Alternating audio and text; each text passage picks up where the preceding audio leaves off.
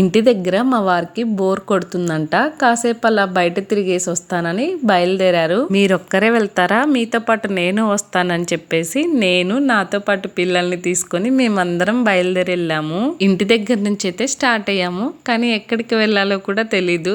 అలా అలా బయట తిరిగేసి వద్దామని అయితే వెళ్తున్నాము. బయటికి వెళ్తున్నామని చెప్పేసి పిల్లలు కూడా చాలా హ్యాపీగా ఫీల్ అయ్యారు.